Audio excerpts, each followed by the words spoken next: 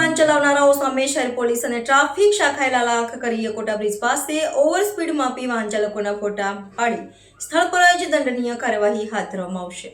વડોદરા શહેરમાં અકસ્માતો પર નિયંત્રણ માટે ઓવર સ્પીડથી વાહન ચલાવનારા સામે કાર્યવાહી કરવામાં આવશે। વડોદરામાં લાઇટ મોટર વ્હીકલથી નીચેના વાહનો માટે 40 કિલોમીટરની સ્પીડ મર્યાદા અને ભારે વાહનો માટે 30 કિલોમીટરની સ્પીડ મર્યાદા નક્કી કરવામાં આવી છે।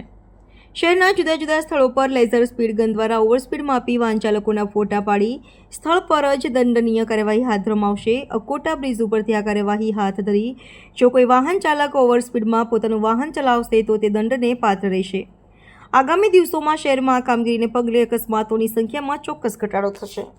સ્પીડ ગન છે એની અંદર જે તે રોડની સ્પીડ લિમિટ હોય તેનાથી 5 થી 10 કિલોમીટરની સ્પીડનો વધારો કરી અને અમે એનામાં સેટ કરીએ છીએ।